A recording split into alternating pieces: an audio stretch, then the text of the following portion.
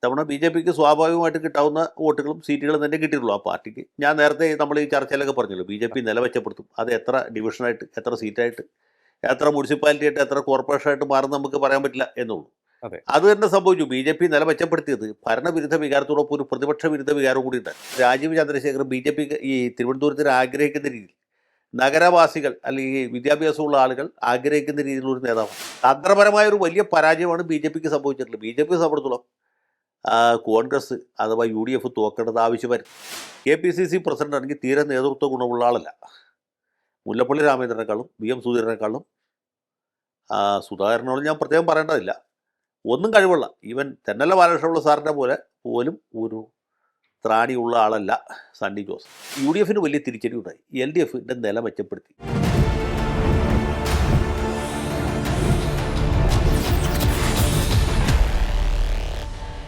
നമസ്കാരം, ടോക്കിംഗ് പോയിന്റിലേക്ക് സ്വാഗതം. തദ്ദേശ തിരഞ്ഞെടുപ്പിൽ ഇടതുപക്ഷത്തിന് ഷോക്ക് ട്രീറ്റ്മെന്റ് ലഭിച്ചിരിക്കുന്നു. ഈ ഷോക്കിൽ നിന്നും അവർക്ക് എത്ര വേഗത്തിൽ കരകയറാൻ സാധിക്കും? കാരണം അധികം അകലെയല്ല നിയമസഭാ തിരഞ്ഞെടുപ്പ്. ഒപ്പം ഈ വിജയത്തിൽ മതിമറക്കുമോ യു ഡി എഫ്? എങ്ങനെ അവർക്ക് വിജയിക്കാൻ സാധിച്ചു? ഈ വിജയത്തിന്റെ പ്രഭാവം നിയമസഭാ തിരഞ്ഞെടുപ്പ് വരെ അവർക്ക് നിലനിർത്താൻ സാധിക്കുമോ? ഒപ്പം ബി ജെ പി അപ്രതീക്ഷിതമായി പല പോക്കറ്റുകളിലും നേട്ടമുണ്ടാക്കി. പ്രതീക്ഷിച്ചിരുന്ന തിരുവനന്തപുരത്തും അവർക്ക് വെന്നിക്കൊടി പാറിക്കുവാൻ സാധിച്ചു.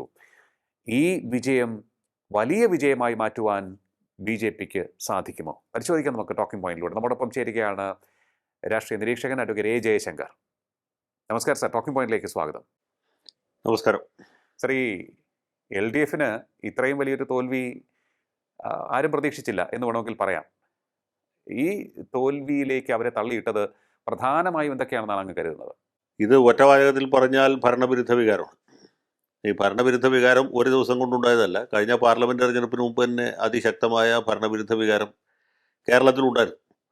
അത് കേന്ദ്രത്തിലേക്കുള്ള തിരഞ്ഞെടുപ്പാണെങ്കിൽ പോലും ഇവിടെ സംസ്ഥാന സർക്കാരിൻ്റെ ഒരു വിധിയെഴുത്താണ് പ്രധാനമായിട്ടും ഉണ്ടായത്. കാരണം കോൺഗ്രസും സി പി എമ്മും തമ്മിലാണല്ലോ യഥാർത്ഥ മത്സരം നടന്നത്. ബി ജെ പി ഒരു മൂന്നാം പാർട്ടിയായിട്ട് ഉണ്ടായിരുന്നു എങ്കിൽ പോലും യഥാർത്ഥ മത്സരം കോൺഗ്രസും സി പി എമ്മും തമ്മിലായിരുന്നു. അന്ന് ജനങ്ങളുടെ ഇടയിൽ സർക്കാരിനെ കുറിച്ച് വലിയ രോഷവും അമർഷവും ഉണ്ടായിരുന്നു. പ്രത്യേകിച്ച് ഈ ക്ഷേമ പെൻഷൻ മുടങ്ങിയതുകൊണ്ട് മറിയക്കുട്ടിയുടെ ചട്ടി സമരമൊക്കെ ഓർക്കട്ടെ. അങ്ങനെയുള്ള വിഷയങ്ങൾ ഒരു ഭാഗത്ത് നടക്കുമ്പോൾ തന്നെ മുഖ്യമന്ത്രിയും 20 മന്ത്രിമാരും ഒരു ആഡംബര വാഹനത്തിൽ കയറി 140 മണ്ഡലങ്ങളിലും അവരുടെ ഒരു രഥയാത്ര നടത്തുകയായിരുന്നു. അതിന് നവകേരള സദസ്സ് എന്നാണ് പറഞ്ഞത്. ജനങ്ങളിൽ നിന്ന് നേരിട്ട് പരാതികൾ സ്വീകരിച്ച് അവയ്ക്ക് അടിയന്തരമായി പരിഹാരം കണ്ടെത്താനായിട്ട് ബഹുമാനപ്പെട്ട കേരള ചക്രവർത്തിയും അദ്ദേഹത്തിൻ്റെ മന്ത്രി സത്തമന്മാരും ഇങ്ങനെ പണ്ട് ഈ ശ്രീരാമനും മറ്റുമൊക്കെ രാജസൂയം നടത്തിയിട്ട് നമ്മൾ കേട്ടിട്ടുണ്ട്. അശ്വമേധവും രാജസൂയവും ഒക്കെ നടത്തുന്ന ചക്രവർത്തിമാരെ പോലെ പുള്ളി കുതിര അഴിച്ചുവിടാൻ നിവൃത്തിയില്ലാത്തതുകൊണ്ട് ഒരു KSRTC ബസ്, ഒരു വോൾവോ ബസ്, അതിൽ കയറിയാണ് ഈ പാപപരിഹാര യാത്ര നടത്തിയത്. അതിൻ്റെ ഫലം എന്തായിരുന്നു വെച്ചാൽ 19 സീറ്റിലെ തോറ്റുള്ളൂ. 20 സീറ്റ് തോക്കേണ്ടതായിരുന്നു അന്നത്തെ ഒരു രോഷത്തിൻ്റെ തോത് വെച്ച് നോക്കുമ്പോൾ. 18 സീറ്റിൽ യു ഡി എഫ് ജയിച്ചു, 1 സീറ്റിൽ ബി ജെ പി ജയിച്ചു. അപ്പോൾ നമ്മൾ വിചാരിച്ചു, അവരും വിചാരിച്ചു ഇതുകൂടി ജനങ്ങളുടെ പ്രതിഷേധം തീർന്നായിരിക്കും. അങ്ങനെ സംഭവിക്കും. ചിലപ്പോൾ ഒരു പ്രാവശ്യം തോപ്പിച്ച് കഴിയുമ്പോൾ ജനങ്ങളുടെ ആ വിപരീത വികാരത്തിന് നല്ലൊരു കുറവ് സംഭവിക്കും. പക്ഷേ സംഭവിച്ചതെന്ന് വെച്ചാൽ ആ ജനങ്ങളുടെ വിപരീത വികാരത്തിന് യാതൊരു ശമനവും ഉണ്ടായിട്ടില്ല എന്നാണ് ഇപ്പോൾ തെളിഞ്ഞിട്ടുള്ളത്. കാരണം എന്ന് വെച്ചാൽ ഈ യു ഡി എഫ് പോലും പ്രതീക്ഷിക്കാത്ത, യു ഡി എഫ് കേന്ദ്രങ്ങൾ തന്നെ ഞെട്ടിച്ച ഒരു വമ്പിച്ച വിജയമാണ് അവർക്ക് കിട്ടിയിട്ടുള്ളത്. അത് കോൺഗ്രസിൻ്റെയോ യു ഡി എഫിൻ്റെയോ മേന്മ കൊണ്ടാണ് എന്ന് നമുക്ക് ഒരിക്കലും പറയാൻ പറ്റില്ല. കാരണം എന്താ വെച്ചാൽ ഇപ്പോൾ ഈ കോഴിക്കോട് ജില്ലാ പഞ്ചായത്തിലോ അല്ലെങ്കിൽ മലപ്പുറം ജില്ലാ പഞ്ചായത്തിലോ ഒക്കെ യു ഡി എഫ് ജയിച്ചതിന് വേറൊരു മാനമുണ്ട്. കാരണം എന്താ വെച്ചാൽ അവിടെ മുസ്ലിം ലീഗ് വളരെ ശക്തമാണ്. മുസ്ലിം ലീഗിൻ്റെ ഒരു തേരോട്ടമാണ് മലപ്പുറത്ത് ഉണ്ടായിട്ടുള്ളത്. കോഴിക്കോടും ഭാഗികമായിട്ട് അതിനാണ് സംഭവിച്ചത്. കണ്ണൂരിലും എൽ ഡി എഫിൻ്റെ തിരിച്ചടി ഉണ്ടായ സ്ഥലങ്ങളിലൊക്കെ ലീഗിൻ്റെ കേന്ദ്രങ്ങളിലാണ്. അപ്പോൾ അങ്ങനെ നോക്കുമ്പോൾ ലീഗിൻ്റെ പോക്കറ്റുകളിൽ അവർ ജയിക്കുന്നതിൽ അത്ഭുതമില്ല. കാരണം ആ പാർട്ടിയുടെ മെഷറി വളരെ ശക്തമാണ്. അതിൻ്റെ നേതൃത്വവും ഏകാഗ്രതയോടുകൂടി പ്രവർത്തിക്കുന്നതാണ്. പാർട്ടി സംവിധാനം വളരെ ശക്തമാണ്. അങ്ങനെ ഒരു ഘടകം അവിടെ ഉണ്ട്. പിന്നെ ഇത്തവണ ഈ തെരഞ്ഞെടുപ്പിൻ്റെ പ്രത്യേകത ഈ മുസ്ലിം വോട്ടുകളുടെ വമ്പിച്ച കേന്ദ്രീകരണമായിരുന്നു യു ഡി എഫിന് അനുകൂലമായിട്ട്. അത് മലബാറിലും ഉണ്ട്, തിരുവിതാംകൂർ ഭാഗത്തും ഉണ്ടായിട്ടുണ്ട്. അതിലേക്ക് പിന്നീട് വരാം. അതുകൊണ്ട് മലബാറിൽ അവരുണ്ടാക്കിയ നേട്ടത്തിൽ നമ്മൾ അത്ര വലിയ ഞെട്ടൽ ഉണ്ടാവേണ്ട ആവശ്യമില്ല. മറിച്ച് തിരുവിതാംകൂർ ഭാഗത്ത് നോക്കിക്കഴിഞ്ഞാൽ കോൺഗ്രസിൻ്റെ സംഘടനാ സംവിധാനം വളരെ ശിഥിലമാണ്. കോൺഗ്രസ്സിന് പരമ്പരാഗതമായി വോട്ട് ചെയ്തുകൊണ്ടിരുന്ന സമുദായങ്ങളൊക്കെ അവർക്ക് എതിരായി നായർ സമുദായത്തിനെതിരായി. ക്രിസ്ത്യൻ വോട്ടിൽ തന്നെ വലിയ വിള്ളലുണ്ടായി. സാമുദായിക ധ്രുവീകരണം ഭയാനകമായ രീതിയിൽ ഉണ്ടായിരുന്നു. ഇതൊക്കെ കഴിഞ്ഞിട്ടും കോൺഗ്രസ്, ഇവിടെ ലീഗ് അത്ര പ്രധാനപ്പെട്ട പ്രസക്തമായ ഒരു കക്ഷിയല്ല തൃശ്ശൂർ തൊട്ട് തെക്കോട്ടുള്ള ജില്ലകളിൽ. അതുപോലെ കേരള കോൺഗ്രസിനാണെങ്കിൽ പഴയ ശക്തിയൊക്കെ നഷ്ടപ്പെട്ടു. അതിലെ തന്നെ പ്രബലമായ വിഭാഗം ജോസ് മാണിയുടെ കൂടെ ഇടതുമുന്നണിയിലാണ്. ഇത്രയൊക്കെ പ്രതികൂല സാഹചര്യങ്ങളുണ്ടായിട്ടും ഈ ജില്ലകളിൽ അവർക്ക് വലിയ മുന്നേറ്റമുണ്ടാകുക. ഇപ്പോൾ ഈ ഇടതുമുന്നണിക്ക് സാമാന്യം നല്ല വിജയം ഉണ്ടായെന്ന് നമ്മൾ പറയുന്ന ആലപ്പുഴ ജില്ലാ പഞ്ചായത്ത്, കൊല്ലം ജില്ലാ പഞ്ചായത്ത്, അവിടെയൊക്കെ തന്നെ, അല്ലെങ്കിൽ തിരുവനന്തപുരം ജില്ലാ പഞ്ചായത്ത്, ഈ സ്ഥലങ്ങളൊക്കെ തന്നെ നമ്മൾ നോക്കുമ്പോൾ അവിടെ ഈ നഗരപ്രദേശങ്ങളിൽ, പട്ടണ പ്രദേശങ്ങളിൽ വലിയ തിരിച്ചടിയാണ്. Mavelikkara municipality, Chengannur municipality, Thiruvalla municipality, അതെ. അതല്ലെങ്കിൽ ഇങ്ങോട്ട് വരുമ്പോൾ ആലപ്പുഴ മുനിസിപ്പാലിറ്റി, ചേർത്തല ഒഴിച്ച് ബാക്കി എല്ലാ മുനിസിപ്പാലിറ്റികളും. എറണാകുളം ജില്ലയിൽ നോക്കിക്കഴിഞ്ഞാൽ എനിക്കൂടെ തൃപ്പൂണിത്തുറ ഒഴിച്ച് ബാക്കി എല്ലാ സ്ഥലത്തും UDF വിജയിച്ചു. തൃപ്പൂണിത്തുറയിൽ BJP ആണ് ജയിച്ചത്. അപ്പോൾ എവിടെ നോക്കിയാലും LDFിൻ്റെ പൊടി പോലുമില്ല. എൻ്റെ വീടിരിക്കുന്ന പഞ്ചായത്ത് എറണാകുളം ജില്ലയിലെ ചെങ്ങമനാടാണ്. ചെങ്ങമനാട് പഞ്ചായത്തിൻ്റെ റിസൾട്ട് എങ്ങനെ വെച്ചാൽ കോൺഗ്രസ്സുകാർ 6 പേരും കോൺഗ്രസ് പിന്തുണച്ച സ്വതന്ത്രന്മാർ 2 പേരും, അങ്ങനെ 8 പേർ. BJPക്ക് 6 സീറ്റ്, LDFന് 5 സീറ്റ്. ഒന്ന് ആലോചിച്ചു. BJPയേക്കാൾ താഴെയാണ് LDF. അപ്പോൾ ഇതൊക്കെ എങ്ങനെ സംഭവിച്ചു എന്ന് വെച്ചാൽ ഗംഭീരമായ ഭരണവിരുദ്ധ വികാരമാണ്. ആലുവ മുനിസിപ്പാലിറ്റി നോക്കിയാൽ അതിലും രസമാണ്. 26 ഡിവിഷനുകളിൽ 26ലും കോൺഗ്രസ്സുകാർ കൈപ്പത്തിയിൽ മത്സരിക്കും. ഞാൻ നേരത്തെ പറഞ്ഞത് UDF ഇല്ല, കോൺഗ്രസ് മാത്രമേ ഉള്ളൂ. കോൺഗ്രസിൻ്റെ 26ൽ 20 പേര് ജയിക്കും, വമ്പിച്ച വിജയമാണ്. LDFിൻ്റെ 2 പേർ ജയിക്കുന്നു, BJPയുടെ 4 പേർ ജയിക്കും. 4 BJPക്കാർ താമര അടയാളത്തിൽ മത്സരിച്ച് ജയിക്കും. ഇതിൽ വേറൊരു പ്രത്യേകത കൂടിയുണ്ട്. ഈ BJP ജയിച്ച ഡിവിഷനുകൾ, പഞ്ചായത്ത് വാർഡുകൾ നോക്കിയാൽ നമ്മൾ കാണുന്ന ഒരു പ്രത്യേകത, ജയിക്കുന്ന BJPക്കാർ അധികം സ്ത്രീകളാണ്.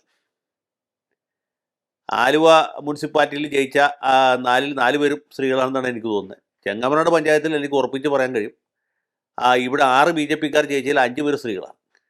അപ്പോൾ ഇതൊക്കെ എങ്ങനെ സംഭവിക്കുന്നു എന്നുള്ളത് നമ്മൾ ഇനിയും കുറച്ചുകൂടി സാമൂഹിക ശാസ്ത്രപരമായിട്ട് രാഷ്ട്രീയമായിട്ടുള്ള പഠനങ്ങൾ നടത്തേണ്ടതായിട്ടാണ് ഇരിക്കുന്നത്. പക്ഷേ ഒരു കാര്യം വളരെ വ്യക്തമാണ്, ഭരണവിരുദ്ധ വികാരം ഭയങ്കരമായിരുന്നു. ജനങ്ങൾ BJPക്ക് എന്തെങ്കിലും ജയസാധ്യതയുള്ള സ്ഥലത്ത് അവർക്ക് കൂട്ടി, BJPക്ക് ജയസാധ്യത ഇല്ലാത്ത സ്ഥലത്ത്, അല്ലെങ്കിൽ കോൺഗ്രസിനാണ് കൂടുതൽ ജയസാധ്യത എന്ന് തോന്നുന്ന സ്ഥലത്ത് കോൺഗ്രസിന് കൂട്ടി. അതാണ് സംഭവിച്ചിട്ടുള്ളത്. ഈ മാവേലിക്കര മുനിസിപ്പാലിറ്റിയിലെ റിസൾട്ട് നോക്കിയിട്ട് നമ്മൾ കാണുന്ന കാഴ്ച, കോൺഗ്രസ് അല്ലെങ്കിൽ UDF ഭൂരിപക്ഷം നേടി അധികാരത്തിലെത്തുന്നു. പ്രധാനപ്പെട്ട പ്രതിപക്ഷ പാർട്ടി BJP ആണ്. 3ാം സ്ഥാനത്താണ് LDF.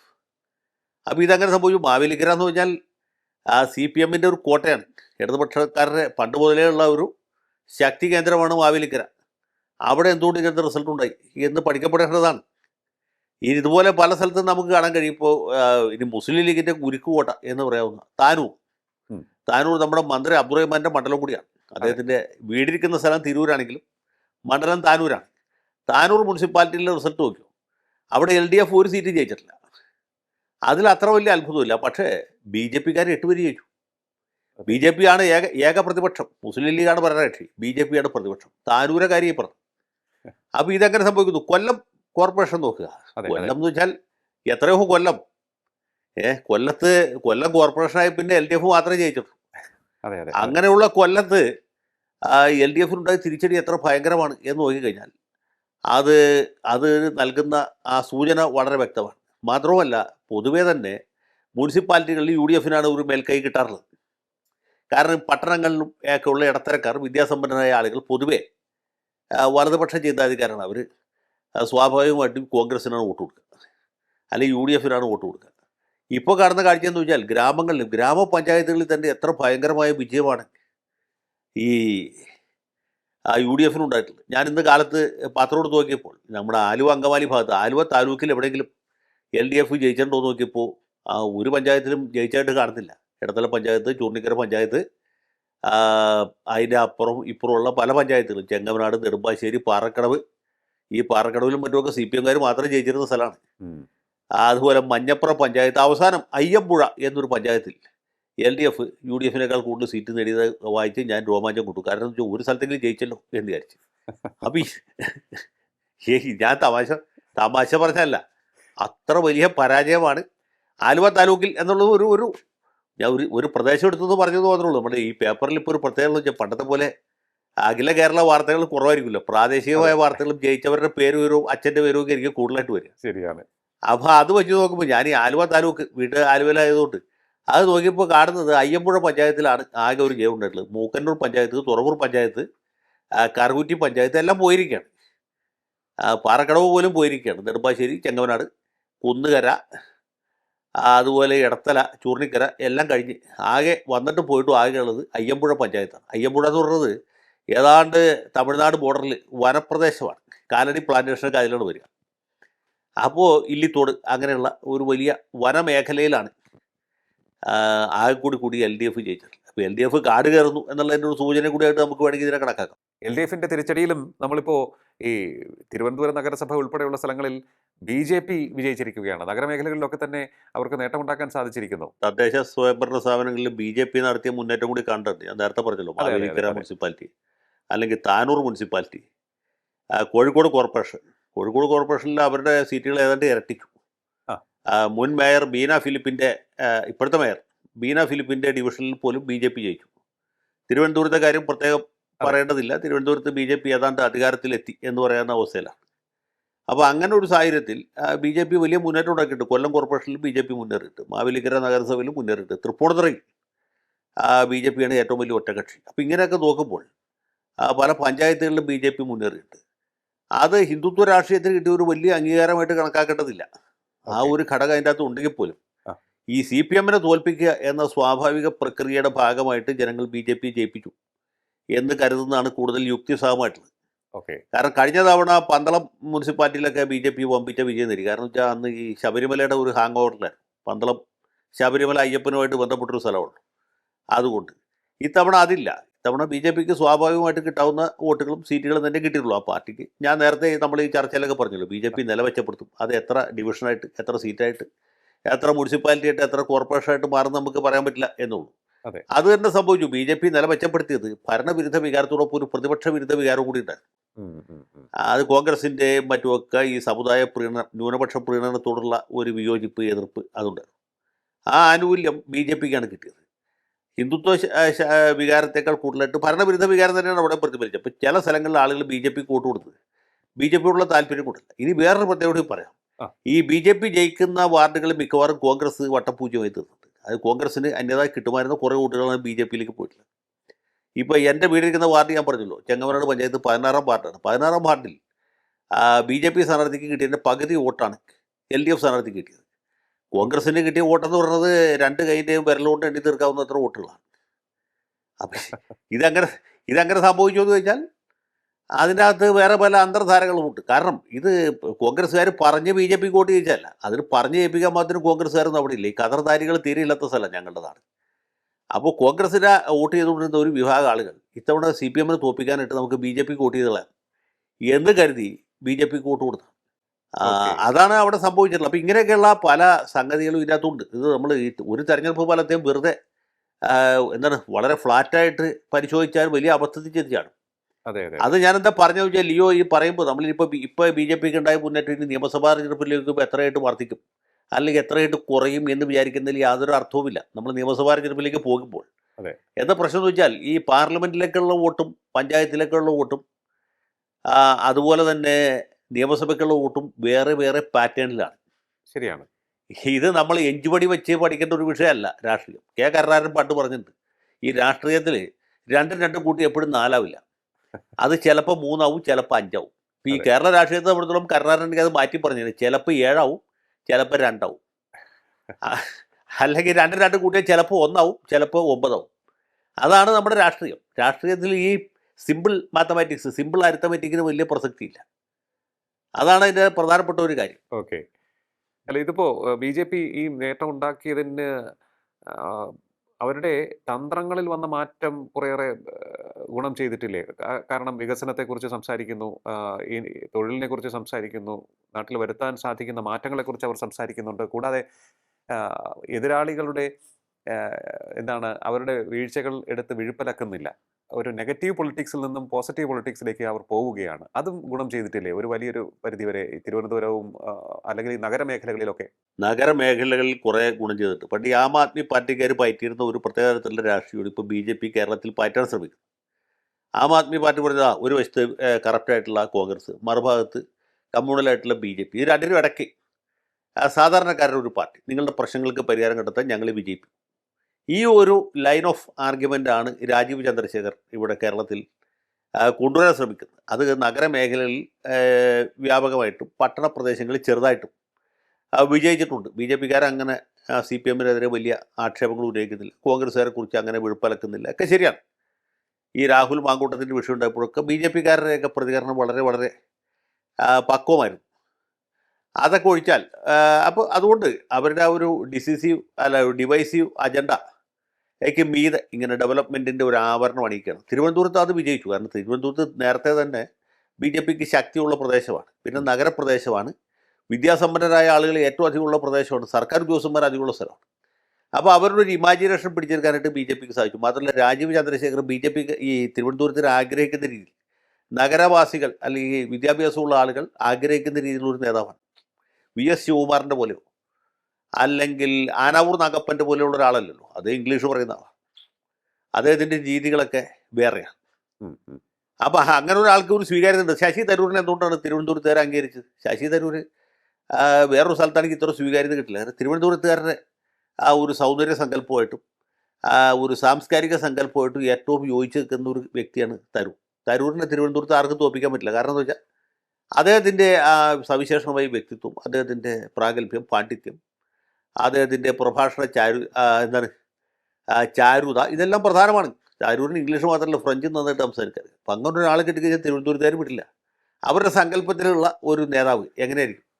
അത് തരൂരാണ്. ഞാൻ ഇതിനായിട്ട് തമാശയായിട്ട് പറഞ്ഞതല്ല, തരൂരിനുള്ള ബഹുമാനം കൊണ്ടും തിരുവനന്തപുരത്തുകാരുടെ ഒരു രാഷ്ട്രീയ വികാരത്തെക്കുറിച്ചും പറഞ്ഞത്. ഇപ്പോൾ കോട്ടയത്താണെങ്കിൽ ഒരു നേതാവ് ക്ലച്ച് പിടിക്കണമെങ്കിൽ സൗന്ദര്യം നിർബന്ധമായിട്ട് വേണം. സൗന്ദര്യമില്ലാത്തവർക്ക് കോട്ടയത്ത് ക്ലച്ച് പിടിക്കാൻ പറ്റില്ല. കോട്ടയത്തുകാർ പൊതുവെ സൗന്ദര്യ ആരാധകരാണ്. അതുകൊണ്ടാണ് ടി കെ രാമകൃഷ്ണൻ കോട്ടയത്ത് നിന്ന് ജയിച്ചത്. അത്ര തന്നെ സൗന്ദര്യമില്ലാത്ത വൈക്കം വിശ്വൻ പരാജയപ്പെട്ടത്. വൈക്കം വിശ്വൻ ഇത് കേട്ട് എനിക്കതിനെ കോപിക്കില്ല എന്ന് വിചാരിക്കും.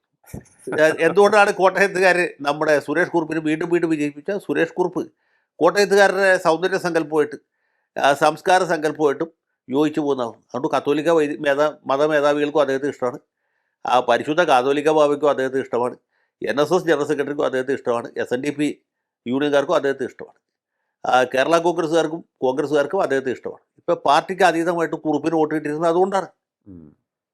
മനസ്സിലായില്ലേ? അതേസമയത്ത് ജെയ്ക്സി തോമസ് മത്സരിച്ച ഈ വോട്ടുകളൊന്നും കിട്ടുകയില്ല.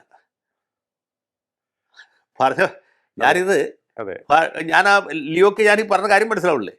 അത് കോട്ടയത്തിൻ്റെ ഒരു രാഷ്ട്രീയ സംസ്കാരം ആ രീതിയിലാണ്. ഞാൻ കോട്ടയത്തുകാരെ കുറ്റപ്പെടുത്തി പറഞ്ഞല്ല. അപ്പോൾ ഇത് തിരുവനന്തപുരത്ത് വേറൊരു രീതിയിലാണ് വർക്കൗട്ട് ആവും. അപ്പോൾ തിരുവനന്തപുരത്ത് വിദ്യാസമ്പന്നരായ ആളുകൾ, ഇടത്തരക്കാർ, സർക്കാർ ഉദ്യോഗസ്ഥന്മാർ, സർക്കാർ ഉദ്യോഗത്തിൽ നിന്ന് വിരമിച്ചവർ, സർക്കാർ ഉദ്യോഗത്തിന് വേണ്ടി PSC പരീക്ഷയ്ക്ക് പഠിക്കുന്നവർ, ഇനി സർക്കാർ ഉദ്യോഗസ്ഥന്മാരാകാൻ ആഗ്രഹിക്കുന്നവർ, സെക്രട്ടേറിയറ്റ് ആണ് സ്വർഗം എന്ന് വിചാരിക്കുന്ന ഒരുപാട് ആളുകളുണ്ട്. ആ വിഭാഗക്കാർ കേരളത്തിൽ ഏറ്റവും അധികം ഉള്ളത് തിരുവനന്തപുരത്താണ്. കാരണം സെക്രട്ടേറിയറ്റ് തിരുവനന്തപുരത്താണ്. അപ്പോൾ ഈ അവരുടെ സൗന്ദര്യ സങ്കല്പമായിട്ട് യോജിച്ചു പോകുന്ന ഒന്നാമത്തെ നേതാവ് തരൂരാണെങ്കിൽ രണ്ടാമത്തെ ആൾ രാജീവ് ചന്ദ്രശേഖർ. അതാണ് കുമ്മനം രാജശേഖരന് കിട്ടാത്തൊരു സ്വീകാര്യത രാജീവ് ചന്ദ്രശേഖരന് കിട്ടിയത്. ലോജിക്ക് മനസ്സിലായില്ലേ? കുമ്മനം രാജശേഖരൻ കുമ്മനം രാജശേഖരൻ ഒരു വൈക്കം വിശ്വനും നമ്മുടെ രാജീവ് ചന്ദ്രശേഖർ ഒരു സുരേഷ് കുറുപ്പുമാണ്. ഓക്കെ, മനസ്സിലായി. അല്ല, ഇപ്പോൾ അവര് 45 ദിവസത്തിനകം പ്രധാനമന്ത്രിയെ കൊണ്ടായിരിക്കും തിരുവനന്തപുരത്തിന്റെ വികസന രേഖ പ്രഖ്യാപിക്കാൻ പോകുന്നത്. അല്ല, അതൊക്കെ അവർ ചെയ്യും. കാരണം ഈ തിരുവനന്തപുരത്തിൻ്റെ ഒരു പ്രത്യേകത ഞാൻ പണ്ടും പറഞ്ഞിട്ട്, കേരളത്തിൽ BJP ജയിക്കാൻ പോകുന്ന ആദ്യത്തെ പാർലമെൻറ്റ് മണ്ഡലം തിരുവനന്തപുരം ആയിരിക്കും എന്ന് പലപ്പോഴും പറയുമ്പോഴും ഞാൻ എടുത്തു പറഞ്ഞിരുന്ന ഒരു കാര്യം എന്താ വെച്ചാൽ, തിരുവനന്തപുരത്ത് BJP ജയിക്കണമെങ്കിൽ ഒന്നുകിൽ പ്രത്യേകിച്ച് തരൂരിനെ തോൽപ്പിക്കണമെങ്കിൽ ഒന്നുകിൽ സിനിമാ നടൻ മോഹൻലാൽ മത്സരിക്കണം BJP സ്ഥാനാർത്ഥിയായിട്ട്, അല്ലെങ്കിൽ തിരുവനന്തപുരത്ത് നരേന്ദ്രമോദി മത്സരിക്കും. കാരണം അത്ര വലിയ ഒരാൾക്ക് മാത്രമേ തിരുവനന്തപുരത്ത് വലിയൊരു കോളനെ കൊണ്ടൊക്കെ. തീർച്ചയായിട്ടും BJPക്കാർ ചില്ലറക്കാരൊന്നുമല്ല. അവർ ഈ 2026 നിയമസഭാ തെരഞ്ഞെടുപ്പ് മാത്രമല്ല മുന്നിൽ കാണും. 2026, 2031, 2030 കോർപ്പറേഷൻ തെരഞ്ഞെടുപ്പും 31 നിയമസഭാ തെരഞ്ഞെടുപ്പും അത് കഴിഞ്ഞ് വരാൻ പോകുന്ന തെരഞ്ഞെടുപ്പും പിന്നത്തെ തെരഞ്ഞെടുപ്പ് കൂടി മുന്നിൽ കണ്ടുകൊണ്ട് പ്രവർത്തിക്കുന്ന ഒരു രാഷ്ട്രീയ പാർട്ടിയാണ് BJP. കേരളത്തിലെ BJPക്കാരെ ഉദ്ദേശിച്ചല്ല ഞാൻ പറഞ്ഞത്, കേന്ദ്രത്തിലെ BJP. പ്രത്യേകിച്ച് ഈ തെരഞ്ഞെടുപ്പ് തന്ത്രങ്ങളുടെ ചാണക്യൻ, അല്ലെങ്കിൽ ചാണക്യൻ്റെ മുത്തച്ഛനായ അമിത്ഷാ എന്ന് പറഞ്ഞൊരു വ്യക്തിയല്ല, അദ്ദേഹത്തിൻ്റെ പിന്നിലുള്ള വലിയ ഒരു ശക്തി, ഒരുപാട് ബുദ്ധിയുള്ള നിരവധി കമ്പ്യൂട്ടറുകളുടെ സഹായത്തോടെ ഓരോ മണ്ഡലത്തെയും വിശകലനം ചെയ്ത് അതിൻ്റെ ഇത് കമ്മ്യൂണലായിട്ടുള്ള ഇക്വേഷൻ അല്ലെങ്കിൽ ബിരുദധാരികളുടെ എണ്ണം, എത്ര പേര് മെട്രിക്കുലേഷൻ പാസ്സായവരുണ്ട്, എത്ര പേര് പ്രീ ഡിഗ്രിക്കാരുണ്ട്, എത്ര ബി എക്കാരുണ്ട്, എത്ര പി എച്ച് ഡിക്കാരുണ്ട്, അതിൽ വാഴക്കുലയെക്കുറിച്ച് ഗവേഷണം നടത്തിയവർ എത്ര ഉണ്ടെന്നൊക്കെ പഠിച്ച് അവരെ ഏത് രീതിയിൽ സ്വാധീനിക്കാൻ കഴിയുമെന്ന് മനസ്സിലാക്കിയിട്ടാണ് ബി ജെ പി ഓരോ തെരഞ്ഞെടുപ്പിലും തന്ത്രങ്ങൾ പയറ്റുന്നത്. വാജ്പേയിയുടെ ബി ജെ പി അല്ല, അദ്വാനിയുടെ ബി ജെ പി അല്ല, ഇത് അമിത്ഷായുടെ ബി ജെ പി ആണ്, മോഡിയുടെ ബി ജെ പി പോലും അല്ല. അപ്പോൾ അമിത്ഷാ എന്ന് പറഞ്ഞാൽ ഒരു ഭയങ്കരൻ ചാണക്യൻ, അദ്ദേഹത്തിൻ്റെ ഇലക്ഷൻ എഞ്ചിനീയറിംഗ്, ഈ എഞ്ചിനീയറിങ്ങിൻ്റെ ഭാഗമായിട്ടുള്ള ഒരു ചെറിയ വിജയമാണ് ഇപ്പോൾ തിരുവനന്തപുരം കോർപ്പറേഷനിൽ നമ്മൾ കാണുന്നത്. ഇത് അവരൊരു സ്റ്റെപ്പിംഗ് സ്റ്റോണായിട്ടാണ് കണക്കാക്കുന്നത്. അപ്പോൾ തീർച്ചയായിട്ടും അതിൻ്റെ പുറകിൽ വലിയ ആസൂത്രണമുണ്ട്. നരേന്ദ്രമോദി അല്ല ഇനി ഗുട്ടറസിനെ കൊണ്ടുവരണമെങ്കിൽ അത് ചെയ്യും. മനസ്സിലായില്ലേ? തിരുവനന്തപുരത്ത് ഒളിമ്പിക്സ് നടത്തുന്നതൊക്കെ പുള്ളി ഞാൻ പേടിച്ചു പോയി. തിരുവനന്തപുരത്ത് ഇന്ത്യൻ വെസ്റ്റ് ഇൻഡീസ് തമ്മിൽ ക്രിക്കറ്റ് ടൂർണമെൻറ്റ് നടത്തുമെന്ന് പറഞ്ഞാൽ നമുക്ക് മനസ്സിലാക്കാം അല്ലേ, ഒരു വേദിയായിട്ട് വേണമെങ്കിൽ അവതരിപ്പിക്കാം. പക്ഷേ തിരുവനന്തപുരത്ത് ഒളിമ്പിക്സ് നടത്തുമെന്ന് പ്രിയപ്പെട്ട രാജീവ് ചന്ദ്രശേഖർ പറഞ്ഞിട്ടപ്പോൾ ഞാൻ ഞെട്ടിത്തരിച്ചുപോയി. ബി ജെ പി ഒക്കെ ജയിച്ചാലോ എന്ന് ആലോചന പേടിച്ചു. കാരണം എന്ന് വെച്ചാൽ തിരുവനന്തപുരത്ത് പോയി നമ്മൾ ഒളിമ്പിക്സ് കണ്ടുവരുമല്ലോ എന്ന് വിചാരിച്ചു. അപ്പോൾ ചെറിയ വാഗ്ദാനങ്ങളൊന്നും അല്ല. ഈ സ്ഥാനാർത്ഥി സാറാമ്മ എന്ന സിനിമ കണ്ടിട്ടുണ്ടോ? ഇല്ല. അങ്ങനെ ഒരു സിനിമയാണ്, ബ്ലാക്ക് ആൻഡ് വൈറ്റ്. അത് യൂട്യൂബിലുണ്ട്, ഞാൻ ടി വിയിലും പണ്ട് കണ്ടിട്ടുള്ളതാണ്. 1965 മറ്റോ റിലീസായിരുന്നു. 64 നടന്ന പഞ്ചായത്ത് തെരഞ്ഞെടുപ്പിൻ്റെ പശ്ചാത്തലത്തിൽ രസകരമായ ഒരു കഥയാണ് ഈ സ്ഥാനാർത്ഥി സാറാമ്മ. സാറാമ്മ എന്ന പേരുള്ള ഒരു പെൺകുട്ടി, ഒരു സുന്ദരിയായ യുവതിയാണ്. ഷീലയാണ് ആ റോൾ അഭിനയിക്കുന്നത്. സാറാമ്മയുടെ കാമുകൻ ജോണിക്കുട്ടി, മാത്തുക്കുട്ടി എന്നൊക്കെ പറഞ്ഞ ഒരു ചെറുപ്പക്കാരൻ, അയാൾ സ്ഥാനാർത്ഥിയായിട്ട് പഞ്ചായത്തിൽ മത്സരിക്കും. എതിർ പാർട്ടിക്കാർ സ്ഥാനാർത്ഥിയായിട്ട് സാറാമ്മയെ അവതരിപ്പിക്കും. ഇവർ തമ്മിൽ മത്സരിക്കും. അപ്പോൾ ഈ സാറാമ്മയ്ക്ക് വേണ്ടി വോട്ട് പിടിക്കുന്ന, പാട്ട് പാടി വോട്ട് പിടിക്കുന്ന ആൾ അടൂർ ബാസിയാണ്. അദ്ദേഹത്തിൻ്റെ ഒരു പാട്ടുണ്ട്, അതിലിങ്ങനെ ഇത് പല വാഗ്ദാനങ്ങൾ കൊടുക്കുന്നുണ്ട്. പഞ്ചായത്തിൽ കുരുവി ജയിച്ചാൽ അരിയുടെ കുന്നുകൾ നാടാകെ എന്നാണ്. അരിയുടെ കുന്നുകളാണ് എന്ന് അടൂർ ബാസി എടുത്തു പറയും. NGO-മാർക്കെല്ലാം ഇന്നത്തെ ശമ്പളം 4 ഇരട്ടി. വനം പതിച്ചു കൊടുക്കും, ആർക്കും വനം പതിച്ചു കൊടുക്കും. ഏത് പഞ്ചായത്തിൽ പാർട്ടി ജയിക്കുന്ന ആളെ. പണക്കാർക്ക് മരുഭൂമി, കൃഷിക്കാർക്ക് കൃഷിഭൂമി, ഇങ്ങനെയൊക്കെയുള്ള വാഗ്ദാനങ്ങൾ. അവസാനം എല്ലാം കഴിഞ്ഞിട്ട് പുള്ളി പറയുന്നത്, തോട്ടുംകരയിൽ വിമാനമിറങ്ങാൻ താവളമുണ്ടാക്കും, വിമാനത്താവളമുണ്ടാക്കും. ഇതൊക്കെയാണ് വാഗ്ദാനം എന്ന് പറഞ്ഞ പോലെയുള്ള വാഗ്ദാനങ്ങളാണ്. എല്ലാം കഴിഞ്ഞ് പുള്ളി അവസാനം ഒരു പൂഴിക്കടകം പ്രയോഗിക്കുക. അത് കാണാൻ അഴകുള്ള സാറാമ്മ, കല്യാണം കഴിയാത്ത സാറാമ്മ എന്ന്. സാറാമ്മയുടെ സൗന്ദര്യം കണ്ടിട്ട് ഓടിയാൻ താല്പര്യമുള്ളവർ മനസ്സിലായി.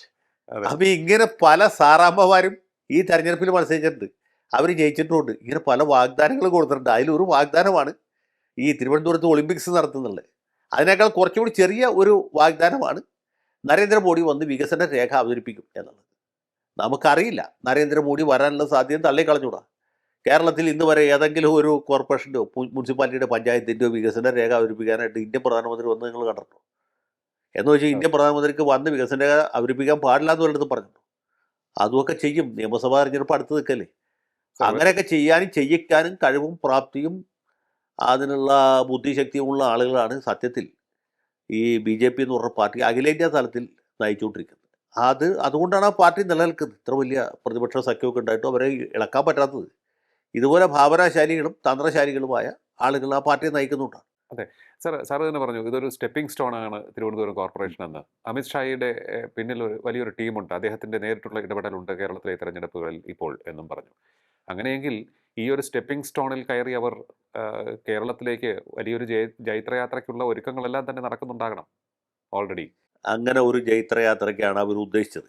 പക്ഷേ ഞാനൊരു രഹസ്യം എന്ന് പറയാൻ പറ്റില്ല, പരസ്യമായ രഹസ്യം പറയാം. സത്യത്തിൽ ഇന്നിപ്പോൾ ഏറ്റവും അധികം നിരാശപ്പെട്ടുള്ള ആളായിരുന്നു പിണറായി വിജയനല്ല, ഗോവിന്ദൻ മാഷും അല്ല, MA ബേബിയും അല്ല. ഏറ്റവും നിരാശ അല്ല, MA ബേബിയും അല്ല. ഇന്നിപ്പോൾ ഈ ഇന്ത്യ മഹാരാജ്യത്ത് ഏറ്റവും നിരാശനായ ഒരു വ്യക്തി അല്ലെങ്കിൽ 2 പേർ എന്ന് പറയുന്നത് നരേന്ദ്രമോദിയും അമിത്ഷായുമാണ്. കാരണം കേരളത്തിൽ ഒരു പ്രാവശ്യം കൂടി BJP ജയിക്കണം എന്നാണ് അവർ ആഗ്രഹിക്കുന്നത്. ഒരു തവണ കൂടി LDF ജയിക്കണം എന്നാണ് അവർ ആഗ്രഹിക്കുന്നത്. കാരണം ഇവരുടെ ഉദ്ദേശം കോൺഗ്രസ് മുക്ത കേരളവും കോൺഗ്രസ് മുക്ത ഭാരതവുമാണ്. ഇവിടെ കോൺഗ്രസ്സിന് വീണ്ടും ഒരു ചവിട്ടുപടി കിട്ടിയപ്പോൾ BJPക്കാണ് ഏറ്റവും വലിയ തിരിച്ചടി ഉണ്ടായിട്ടില്ല, LDFനല്ല. BJPക്ക് അതിഭയാനകമായ തിരിച്ചടിയാണ് ഈ തെരഞ്ഞെടുപ്പിൽ തന്ത്രപരമായി നേരിട്ടിരിക്കുന്നത്. കാരണം കോൺഗ്രസ് വീണ്ടും വരുന്നു. അപ്പോൾ പിന്നെയും UDF LDF തമ്മിലുള്ള ഒരു എന്താണ് നീക്കുപോക്ക് രാഷ്ട്രീയമായിട്ട് കേരളം മാറുകയാണ്. ബി ജെ പിക്ക് പിടിച്ചു കയറാൻ സ്പേസ് കിട്ടുന്നില്ല. നേരെ മറിച്ച് ഇത്തവണയും കൂടി ഈ വരുന്ന 26-ലെ തെരഞ്ഞെടുപ്പിലും കൂടി കോൺഗ്രസ് തോക്കുകയാണെങ്കിൽ, യു ഡി എഫ് തോൽക്കുകയാണെങ്കിൽ, ആ ഒരു സ്പേസിലേക്ക് ബി ജെ പിക്ക് വളരെ എളുപ്പത്തിൽ പടർന്നു കയറാൻ പറ്റും. അതായിരുന്നു അവരുടെ ഉദ്ദേശം, അവരുടെ ആഗ്രഹം അതായിരുന്നു. പക്ഷേ അവർ പോലും പ്രതീക്ഷിക്കാത്ത രീതിയിൽ ആളുകൾ ബി ജെ പിക്കും കോൺഗ്രസിനും വോട്ട് ചെയ്തുകൊണ്ട് ആര് തോറ്റുപോയി? എൽ ഡി എഫ് തോറ്റുപോയി. എൽ ഡി എഫ് തോറ്റപ്പോൾ കൂടെ തോറ്റാരാ? ബി ജെ പി തോറ്റുപോയി. ഓക്കെ, അങ്ങനെ ഒരു സംഭവം ഉണ്ട്. തന്ത്രപരമായ ഒരു വലിയ പരാജയമാണ് ബി ജെ പിക്ക് സംഭവിച്ചിട്ടുള്ളത്. ബി ജെ പി സംബന്ധിച്ചിടത്തോളം കോൺഗ്രസ് അഥവാ യു ഡി എഫ് തോക്കേണ്ടത് ആവശ്യമായിരുന്നു, അത്യാവശ്യമായിരുന്നു. അതാണ് ഇവിടെ പറ്റിയിട്ടുള്ളത്. ബി ജെ പിക്ക് തന്ത്രപരമായ വലിയ പരാജയമാണ് ഈ തെരഞ്ഞെടുപ്പിൽ ഉണ്ടായത്. അത് പന്തളം മുനിസിപ്പാലിറ്റി പോയതല്ല തോൽവി, അല്ലെങ്കിൽ പാലക്കാട് മുനിസിപ്പാലിറ്റിയിൽ കേവല ഭൂരിപക്ഷം കിട്ടാത്തതോ അല്ല തോൽവി, നെടുമങ്ങാട്ടോ വർക്കലയിലോ ഭൂരിപക്ഷം കിട്ടാത്തതല്ല തോൽവി. ബി ജെ പിക്ക് പറ്റിയ ഏറ്റവും വലിയ തോൽവി എന്ന് പറയുന്നത് യു ഡി എഫ് കേരളത്തിൽ ഭൂരിപക്ഷം സീറ്റുകൾ നേടി 2026 യു ഡി എഫ് വരും എന്ന പ്രതീക്ഷ ശക്തമായി. യു ഡി എഫിനെ സംബന്ധിച്ചിടത്തോളം പ്രതീക്ഷ, ബി ജെ പി സംബന്ധിച്ചിടത്തോളം ആശങ്ക. ഇതാണ് സത്യത്തിൽ സംഭവിച്ചത്. ഓക്കെ, അല്ലെ, വേറൊരു കാര്യം കൂടി, അതിപ്പോൾ ഈ കേരളത്തിലേക്ക് വരുമ്പോൾ ഈ രാജീവ് ചന്ദ്രശേഖറിൻ്റെ തന്ത്രങ്ങളെ ഈ താഴെത്തട്ടിലുള്ളവർ അല്ലെങ്കിൽ പരമ്പരാഗതമായി ബി ജെ പിയിൽ പ്രവർത്തിച്ചു വന്ന പലരും സംശയത്തോടെ കണ്ടിരുന്നു. വികസനം പറയുന്നു, വിവാദം പറയുന്നില്ല. അപ്പോൾ ഇനി ഇപ്പോൾ ഈ എന്തായിരിക്കും മറ്റുള്ളവരുടെ ഒരു സമീപനം രാജീവ് ചന്ദ്രശേഖറോട്? കൂടുതൽ അദ്ദേഹം ഇപ്പോൾ തിരുവനന്തപുരം പിടിച്ചിരിക്കുന്നു, പല സ്ഥലങ്ങളിൽ ഇത് നഗരമേഖലകളിലൊക്കെ തന്നെ സാന്നിധ്യം അറിയിച്ചിരിക്കുന്നു. അപ്പോൾ അദ്ദേഹത്തിൻ്റെ തന്ത്രങ്ങൾക്ക് കഴമ്പുണ്ട് എന്ന് കരുതി അദ്ദേഹത്തോട് കൂടുതൽ അടുക്കാനും അദ്ദേഹത്തോട് ചേർന്ന് പ്രവർത്തിക്കാനും ഉള്ള ആ ഒരു മാനസികാവസ്ഥയിലേക്ക് അവരെത്തുമോ? എന്താണ് അങ്ങയുടെ ഒരു വിലയിരുത്തൽ? അല്ല, അവർ എത്താനാണ് സാധ്യത. കാരണം എന്താ വെച്ചാൽ ഈ ബി ജെ പിയുടെ റാങ്ക് ആൻഡ് ഫയൽ എന്ന് പറഞ്ഞു സാധാരണക്കാരായ അണികൾ, പഴയ കാലം മുതൽ RSSലും മറ്റുമൊക്കെ പ്രവർത്തിച്ചു വരുന്ന ഒരു ചെറിയ വിഭാഗമുണ്ട്. പിന്നെ ഇടക്കാലത്ത് ബി ജെ പി ചേർന്ന ഹിന്ദുത്വ രാഷ്ട്രീയം എന്ന് കേൾക്കുമ്പോൾ ആവേശം കൊള്ളുന്ന വേറെ കുറേ ആളുകളുണ്ട്. പിന്നെ മറ്റ് രാഷ്ട്രീയ പാർട്ടികളുടെ വെറുപ്പ് കൊണ്ടും എതിർപ്പ് കൊണ്ടും ഇവരൊന്നും ഭരിച്ചാൽ നാട് നന്നാവില്ല എന്ന് വിചാരിച്ച് ബി ജെ പിയിലേക്ക് വന്നവരുണ്ട്. പിന്നെ നരേന്ദ്രമോദിയുടെ ഭക്തന്മാരായിട്ട് അടുത്ത കാലത്ത് വന്നവരുണ്ട്. പല വിഭാഗക്കാരുണ്ട്. ബി ജെ പി എന്ന് പറഞ്ഞാൽ നമ്മൾ കാണുന്ന പോലെ ഒറ്റ പാർട്ടിയല്ല, അതിനകത്ത് പല പല അടരുകളുണ്ട്. ഈ മിക്കവാറും എല്ലാ വിഭാഗക്കാരും ബി ജെ പി തെരഞ്ഞെടുപ്പിൽ ജയിക്കാത്തതിൽ ദുഃഖിതരും നിരാശരുമാണ്. അവർക്കൊക്കെ കിട്ടുന്ന ചെറിയ ചെറിയ സമാശ്വാസ സമ്മാനങ്ങളാണ് ഇപ്പോൾ ഈ തിരുവനന്തപുരത്തെ ജയം, അല്ലെങ്കിൽ പാലക്കാട്ടെ, തൃപ്പൂണിത്തുറയിലെ ഒക്കെ വിജയങ്ങൾ. പക്ഷേ ഈ വിജയത്തോടൊപ്പം അവർ സങ്കടപ്പെടുന്ന, നിരാശപ്പെടുന്ന കാര്യങ്ങൾ, ഇപ്പോൾ കൊടുങ്ങല്ലൂർ മുനിസിപ്പാലിറ്റിയിൽ അവർക്ക് ജയിക്കാൻ പറ്റിയില്ല. തൃശ്ശൂർ കോർപ്പറേഷനിൽ ഇവർ വലിയ കുതിച്ചുകയറ്റം നടത്തുന്ന വിചാരിച്ചു, നടത്തിയില്ല. ഇങ്ങനെയൊക്കെയുള്ള സങ്കടങ്ങൾ ഓരോ ബി ജെ പിക്കാരുടെ ഹൃദയത്തിൽ ഇങ്ങനെ വിങ്ങുന്നുണ്ട്. മനസ്സിലായില്ലേ? പക്ഷേ ഇതിലെ ഈ എല്ലാ ബി ജെ പിക്കാരും ഉള്ളുകൊണ്ട് വേറെ തരത്തിൽ നിരാശരായിരുന്നു. കാരണം ഈ കേരളത്തിലെ ലീഡർഷിപ്പ് തീരെ പ്രാപ്തിയില്ലാത്തവരാണ് എന്നൊരു തോന്നലുണ്ടായിരുന്നു. ബി ജെ പിയുടെ ശക്തിക്കനുസരിച്ചുള്ള ജയം കിട്ടുന്നില്ല. ബി ജെ പിക്ക് 20% വരെയൊക്കെ വോട്ടുണ്ട്. പക്ഷേ അതനുസരിച്ച് അവർക്കൊരു ഒരു MLA ജയിപ്പിക്കാൻ പറ്റുന്നില്ല, ഒരു പാർലമെൻറ്റ് മെമ്പറെ ജയിപ്പിക്കാൻ പറ്റുന്നില്ല എന്നുള്ളതൊക്കെ സങ്കടത്തിലാണ്. ആകെ വന്നിട്ടും പോയിട്ടൊരു രാജഗോപാൽ നിയമത്തിൽ ജയിച്ചത്, ഒരു സുരേഷ് ഗോപി പാർലമെൻറ്റിലേക്ക് ജയിച്ചതുമാണ്. സുരേഷ് ഗോപി ജയിച്ചത് സിനിമാ നടനായതുകൊണ്ടാണെന്ന് ഇപ്പോഴത്തെ തെരഞ്ഞെടുപ്പിൻ്റെ ഫലം നമുക്ക് മനസ്സിലാക്കി.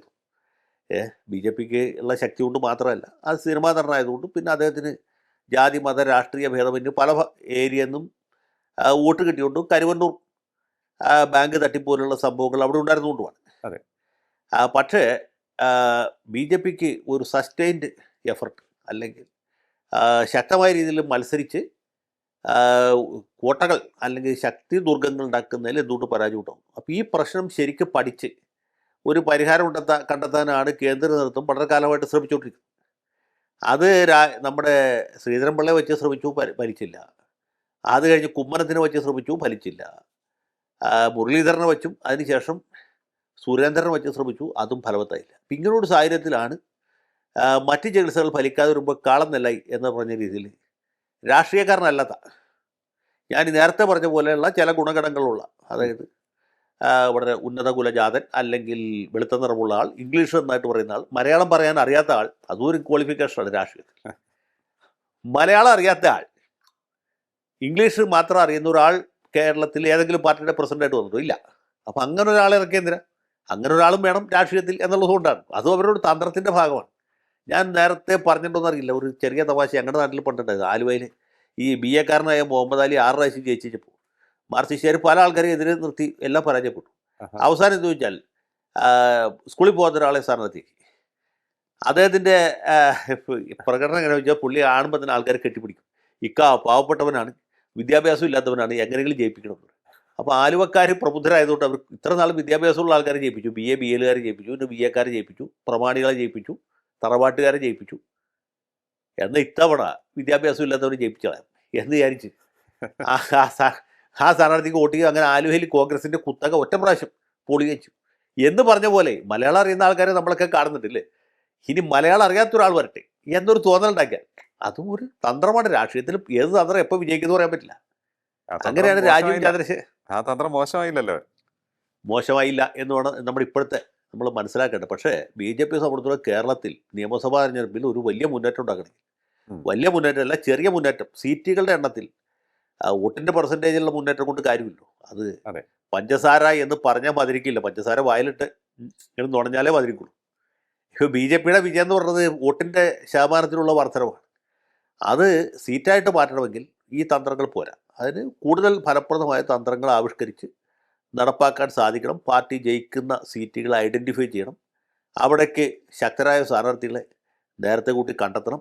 തെരഞ്ഞെടുപ്പ് പ്രഖ്യാപിക്കുമ്പോഴത്തേക്കും സ്ഥാനാർത്ഥികൾ അതിന് മുമ്പ് അവിടെയൊക്കെ പ്രചരണം തുടങ്ങണം. ഇപ്പോൾ കഴക്കൂട്ടത്ത് B മുരളീധരൻ, അല്ലെങ്കിൽ നേമത്ത് രാജീവ് ചന്ദ്രശേഖർ, അങ്ങനെയൊക്കെയുള്ള ആളുകളെ നേരത്തെ ഐഡൻറ്റിഫൈ ചെയ്ത് ശോഭ സുരേന്ദ്രൻ ഇവരൊക്കെ വോട്ട് പിടിക്കാൻ സാധ്യതയുള്ളവരെ കണ്ടെത്തിയിട്ട് അവർ നേരത്തെ ഫീൽഡ് ചെയ്ത് നന്നായിട്ട് ഫൈറ്റ് ചെയ്യുകയാണെങ്കിൽ ജയിച്ചില്ലെങ്കിൽ പോലും രണ്ടാം സ്ഥാനത്ത് എത്തിയും പാർട്ടിയുടെ ഒരു പ്രസൻസ് അതാത് സ്ഥലങ്ങളിൽ ശക്തമായിട്ട് ഫീൽ ചെയ്യുകയും ചെയ്യുക. അങ്ങനെയൊക്കെ ചെയ്യാൻ പറ്റുള്ളൂ. അല്ലാതെ വലിയ അത്ഭുതങ്ങളൊന്നും BJPക്ക് ഈ ഘട്ടത്തിൽ കേരളത്തിൽ കാഴ്ചവെക്കാൻ കഴിയില്ല. മാത്രമല്ല ഞാൻ പറഞ്ഞില്ലേ, നേരത്തെ പറഞ്ഞ പോലെ തന്ത്രപരമായ വലിയൊരു പരാജയം ഇപ്പോൾ അവർക്ക് പറ്റിയിരിക്കണം. തന്ത്രപരമായിട്ടല്ല, രാഷ്ട്രീയമായിട്ട്. ഓക്കെ. ഇനിയിപ്പോൾ കോൺഗ്രസിൻ്റെ ഭാഗത്തു നിന്ന് ചിന്തിക്കുമ്പോൾ എന്താണ് അവരുടെ മുന്നിൽ, എന്തൊക്കെയായിരിക്കും? സംഭവബഹുലമായിരിക്കില്ലേ ഇനിയുള്ള 6 മാസം അവർക്ക് തിരഞ്ഞെടുപ്പിന് മുൻപ്? കോൺഗ്രസിനെ സംബന്ധിച്ചിടത്തോളം വലിയൊരു അവസരവും അതിനേക്കാൾ വലിയ ഒരു താക്കീതുമാണ് അവരുടെ മുമ്പിൽ.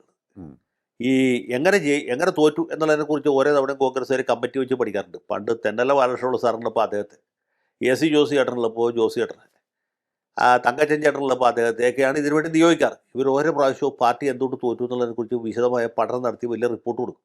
ആ റിപ്പോർട്ട് KPCC ആഫീസിൻ്റെ ഏതെങ്കിലും മൂലയിൽ ഇപ്പോൾ പൊടി പിടിച്ച് കിടക്കും. പക്ഷേ എൻ്റെ അഭിപ്രായത്തിൽ കോൺഗ്രസ്സുകാർ എന്തുകൊണ്ട് ജയിച്ചു എന്നുള്ളതിനെക്കുറിച്ചാണ് ഒരു പഠനം നടത്തുന്നത്. കാരണം എന്താ വെച്ചാൽ അവർ അർഹിക്കുന്ന ഒരു വിജയമല്ല ഇവിടെ കിട്ടിയിട്ടുള്ളത്.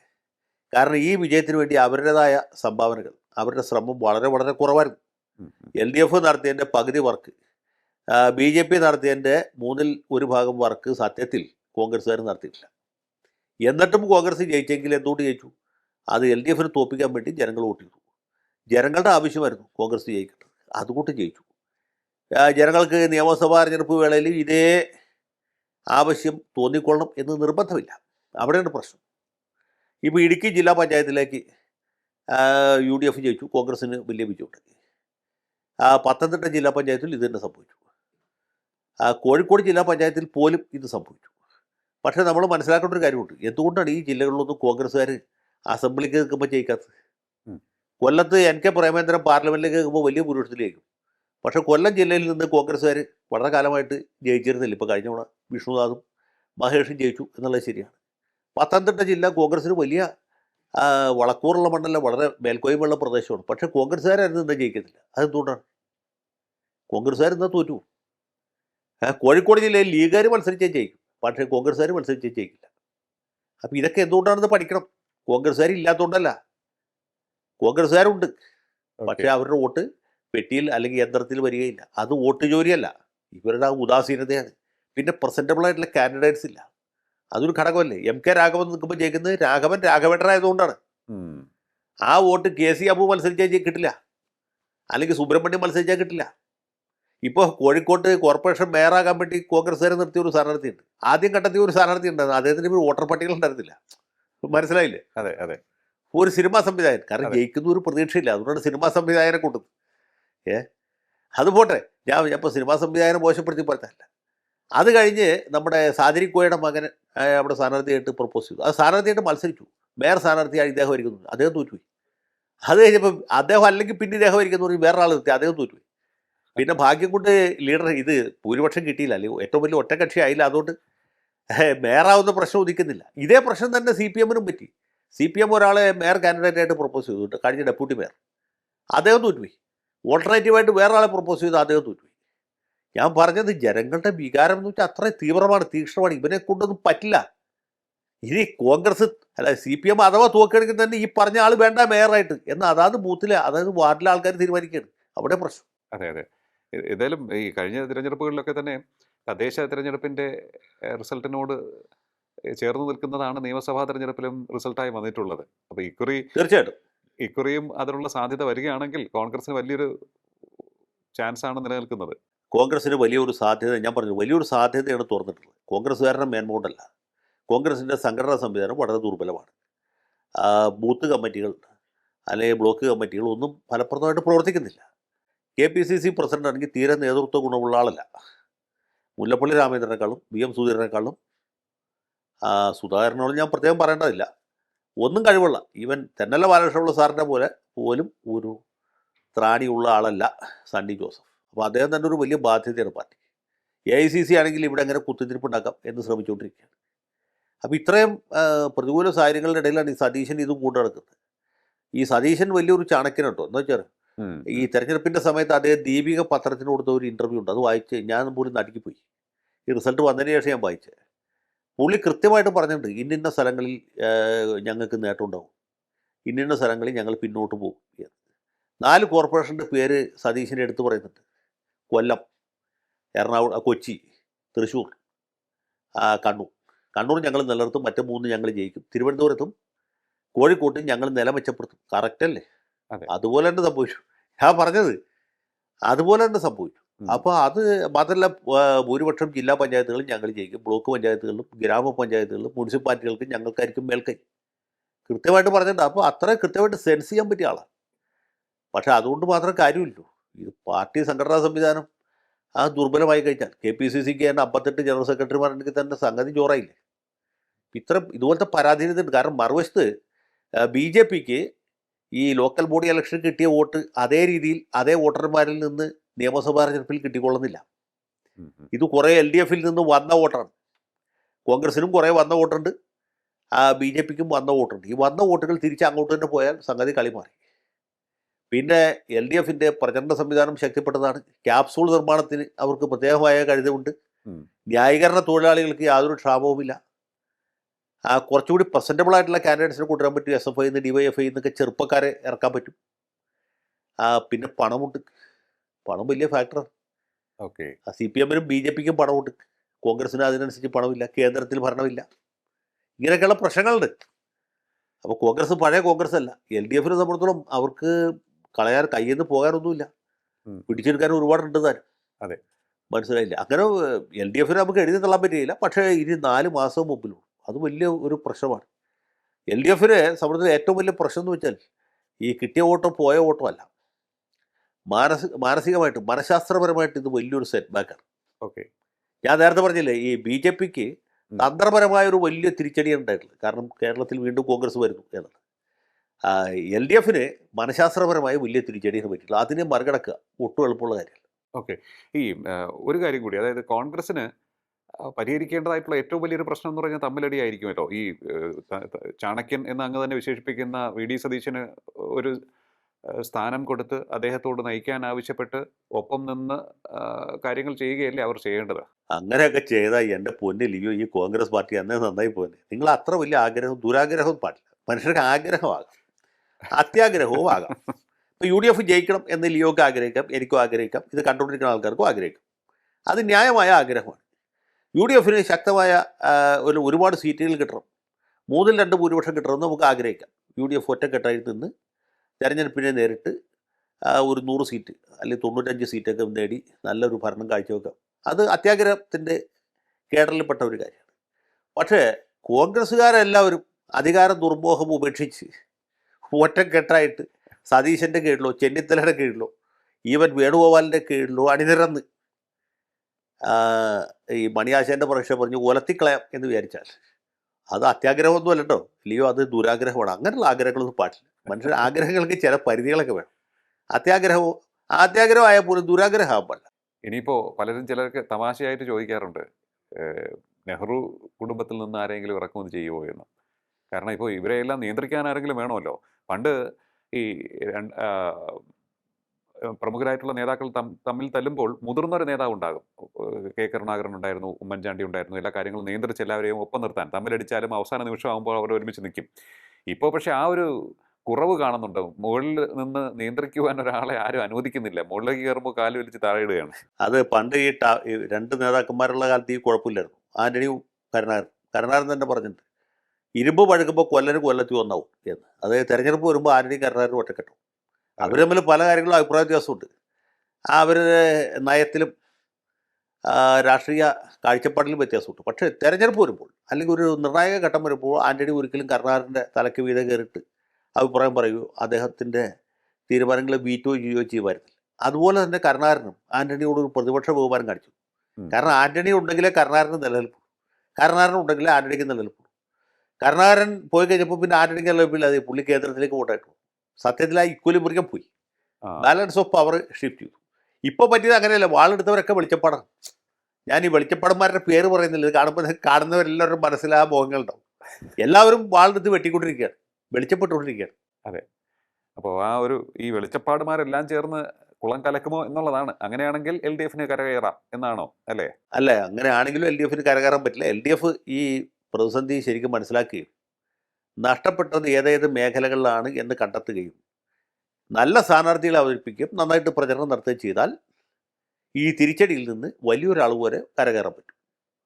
ഇപ്പോൾ ഏതാണ്ട് വലിയ പരാജയത്തിലാണ് നിൽക്കുന്നത്. വമ്പിച്ച പരാജയം മുന്നിൽ കാണുമ്പോൾ കുറച്ചുകൂടി ഫലപ്രദമായ നേതൃത്വം ഉണ്ടാകുക. പിണറായി വിജയന് പ്രായമായി, കുറച്ചുകൂടി ഒരു യുവ നേതാവ് അല്ലെങ്കിൽ കുറച്ചുകൂടി അടുത്ത ജനറേഷൻപ്പെട്ടൊരു നേതാവിനെ ഏൽപ്പിക്കുക, പാർട്ടിയുടെ പ്രചരണ സംവിധാനവും ഉപയോഗിക്കുക, ചെറുപ്പക്കാരെ മുന്നോട്ട് നിർത്തുക. അങ്ങനെയാണെങ്കിൽ ആ ആൾക്കാർ, ഈ കാൻഡിഡേറ്റ്സ്, ഇൻഡിവിജ്വലായിട്ടുള്ള കാൻഡിഡേറ്റിന് ഒരു വോട്ടുണ്ട്. ഇന്ന ആളാണ് നമ്മുടെ സ്ഥാനാർത്ഥി എന്ന് പറയുമ്പോൾ ആ സ്ഥാനാർത്ഥിക്ക് കൊള്ളാലോ, ഇവൻ കൊള്ളാം, നമ്മുടെ ആളാണ് എന്ന് തോന്നണം. ഇപ്പം ഞാൻ ഈ കൊച്ചി കോർപ്പറേഷൻ പറഞ്ഞു. കൊച്ചി കോർപ്പറേഷൻ വളരെ കാലമായിട്ട് കോൺഗ്രസ്സാണ് പോയി. 10 കൊല്ലമായിട്ട് കോൺഗ്രസ് ഭരിച്ചിരുന്ന സ്ഥലമാണ്. കോൺഗ്രസിൻ്റെ കോട്ടയാണ്. യു ഡി എഫിൻ്റെ അല്ല, കോൺഗ്രസിൻ്റെ. കഴിഞ്ഞ തവണ എന്താ പറ്റുമെന്ന് വെച്ചാൽ കോൺഗ്രസ്സുകാർ അഴിമതിക്കാരായ സകല തല്ലിപ്പുള്ളികൾക്ക് സീറ്റ് കൊടുത്തു. കട്ട് പിടിച്ചുകൊണ്ടിരിക്കുന്ന അതേ കൗൺസിലർമാർ ഞാൻ തന്നെ ഈ വാർഡിനെ ഡിവിഷന് നന്നാക്കാം എന്ന് പറഞ്ഞ് വരികയാണ്. അതേ സമയത്ത് ഈ അഴിമതിയോട് വലിയ എതിർപ്പുള്ള കുറച്ച് ചെറുപ്പക്കാർ ചേർന്ന് V4 കൊച്ചി എന്ന് പറഞ്ഞൊരു ഗ്രൂപ്പ് ഉണ്ടാക്കിയിട്ട് മത്സരിച്ചു. പല ഡിവിഷനുകളിലും മത്സരിച്ചു. അപ്പോൾ ഈ അഴിമതിക്കെതിരായ വികാരം ഒരു പരിധി വരെ അതിലേക്ക് പോയി. CPM-കാരെന്താ വെച്ചാൽ അവർ ഈ വളരെ കളങ്കിതരായ കൗൺസിലർമാരെ മുഴുവനും പിൻവലിച്ചു. എന്നിട്ട് പുതിയ ആളുകൾക്ക് ടിക്കറ്റ് കൊടുത്തു. അപ്പോൾ ഒരു ഫ്രഷ് ഫേസ് അവിടെ വന്നു. അതുകൂടാതെ അനിൽകുമാർ എന്ന് പറഞ്ഞ ഇവിടെ വലിയ കുഴപ്പമില്ലാത്ത ജനകീയനായ ഒരു ചെറുപ്പക്കാരൻ്റെ DYFIയുടെ ജില്ലാ സെക്രട്ടറി ആയിരുന്നതാണ്. പുള്ളി പലതവണ കൗൺസിലറായിട്ടുള്ളതാണ്. അദ്ദേഹമായിരിക്കും മേയർ സ്ഥാനാർത്ഥി എന്ന് ഉറക്കം പ്രഖ്യാപിച്ചില്ല, പക്ഷേ പാർട്ടി വൃത്തങ്ങളിൽ പ്രചരിപ്പിച്ചു. അപ്പോൾ ഇതെല്ലാം കൂടി ചേർന്ന് കഴിഞ്ഞപ്പോൾ എന്താ ചോദിച്ചാൽ UDF വലിയ തിരിച്ചടി ഉണ്ടായി. LDFിൻ്റെ നില മെച്ചപ്പെടുത്തി. LDFിന് UDFിനേക്കാളും 1-2 സീറ്റുകൾ കൂടുതൽ കിട്ടി. അപ്പോൾ എങ്ങും അല്ലാതെ നിൽക്കുന്ന ചില റിബലുകളും മറ്റ് തല്ലിപ്പുള്ളികളും എല്ലാം കൂടി ചേർന്ന് LDFിന് പിന്തുണ കൊടുത്തു. BJPയുടെ സീറ്റ് ഷെയർ വർദ്ധിച്ചു. BJPക്കാർ തെരഞ്ഞെടുപ്പിൽ മത്സരിക്കാതെ വന്നപ്പോൾ LDF ജയിച്ചു. അങ്ങനെയാണ് LDF 5 കൊല്ലം കൊണ്ടുവരുന്നത്. അപ്പോൾ ഇതുപോലെ ഒരു സ്ട്രാറ്റജി അഖില കേരള അടിസ്ഥാനത്തിൽ വർക്കൗട്ട് ചെയ്യും.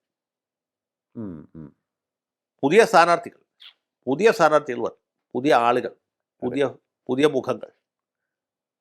എന്നിട്ട് പരമാവധി DYFIക്കാർ നല്ല ചെറുപ്പക്കാരെ സ്ഥാനാർത്ഥികളാണ്, സ്ത്രീകൾക്ക് സീറ്റ് കൊടുക്കും. ഈ അക്രമകാരികളെ മാറ്റി നിർത്തേണ്ടി വരും തോന്നുന്നു. അക്രമകാരികളെ നിർത്തി കഴിഞ്ഞാൽ കോൺഗ്രസിന് വോട്ട് ചെയ്യാനായിട്ട് ജനങ്ങൾ നിർബന്ധിതരാകും. കോൺഗ്രസ്സുകാർ വേണ്ടെന്ന് പറഞ്ഞാൽ അത് നമ്മൾ അവർ വീട്ടിൽ പോയി വോട്ട് ചെയ്ത് ജയിപ്പിക്കും. അതായത് ഞാൻ ഉദ്ദേശിച്ചത് പല വിവാദവും ഉണ്ടാക്കിയ പലരും ഉണ്ടല്ലോ, SFIയുടെ തലപ്പത്ത് ഉണ്ടായിരുന്നു. അതെ. ഞാൻ ആ ആൾക്കാരെ തന്നെ ഉദ്ദേശിച്ചു. പാർഷോയെ പോലെയുള്ള ആളുകൾ, അനുശ്രീയെ പോലെയൊക്കെയുള്ള ധീര സഖാത്തികൾ അല്ലേ, PP ദിവ്യയെ പോലെയുള്ള വിപ്ലവകാരികളൊക്കെ മത്സരിച്ചാൽ ജനങ്ങൾ എന്ത് ചെയ്യും? അതെ. എനിക്ക് തോന്നുന്നു ജനങ്ങൾക്ക് ആകെ ചെയ്യാവുന്നത്, അതെ, ജനങ്ങൾക്ക് വടിവാളെടുത്ത് പ്രതികരിക്കാൻ പറ്റില്ല, അവർക്ക് ഈ ചൂണ്ടുവിരലോട്ട് പ്രതികരിക്കാൻ പറ്റും. ആ ചൂണ്ടുവിരലിന്റെ കരുത്ത്, ചൂട് ഇപ്പോ ഇടതുപക്ഷം നന്നായി അറിഞ്ഞു. അതെ. ഈ ചൂണ്ടുവിരലിൽ വളരെ പ്രധാനമാണ്. ഈ മർമ്മവിദ്യ എന്ന് പറഞ്ഞൊരു സാധനമുണ്ട്. മർമ്മത്ത് ഒരു കുത്തു കൊടുത്ത്, ആ കുത്താണ് ഇപ്പോൾ കുത്തിയിട്ടുള്ളത്. മാർക്സിസ്റ്റ് പാർട്ടിയുടെ മർമ്മത്ത് കിട്ടിയ കുത്താണ് ഈ ലോക്കൽ ബോഡി ഇലക്ഷൻ്റെ ഫലം എന്ന് നമുക്ക് ഒറ്റവായത്തിൽ പറയാം. മർമ്മത്ത് കിട്ടിയ കുത്താണ് അത്, ഈ വലത്തെ കൈയിൻ്റെ ചൂണ്ടുവിരൽ കൊണ്ടുള്ള ഒരു കുത്താണ്. അതാണ് തീർച്ചയായിട്ടും. എന്തായാലും വലത്തെ കൈയുടെ ചൂണ്ടുവിരൽ കൊണ്ട് കുത്തിയ കുത്തിൽ നിന്നും ഇനി എത്ര വേഗത്തിൽ ഇടതുപക്ഷത്തിന് കരകയറാൻ സാധിക്കും, അത് എളുപ്പമല്ല എന്നാണ് ഇപ്പോൾ നമ്മൾ ഈ ചർച്ചയിലൂടെ മനസ്സിലാക്കാൻ സാധിക്കുന്നത്. മറ്റൊന്ന്, ഈ വിജയത്തിൽ മതിമറന്ന് ആഹ്ലാദിക്കാതെ പ്രവർത്തിക്കുക, അച്ചടക്കം പുലർത്തുവാൻ സാധിച്ചാൽ UDF-ന് മുന്നോട്ട് പോകാൻ സാധിക്കും. BJP നഗരങ്ങളിൽ നിന്നും ഗ്രാമങ്ങളിലേക്ക് പോകുന്ന ഒരു വർക്ക് പാറ്റേൺ കൂടി എന്തായാലും അവരുടെ കയ്യിൽ ഉണ്ടാകും. അത് അവർ ഫലപ്രദമായി പ്രയോഗിക്കേണ്ടിയിരിക്കുന്നു. എങ്കിലും തിരുവനന്തപുരത്ത് അവർക്ക് നേടാൻ സാധിച്ച വിജയം അത് ഇടതുപക്ഷത്തിനേറ്റ വലിയൊരു തിരിച്ചടിയാണ് എന്ന് പറയാതെയും വയ്യ.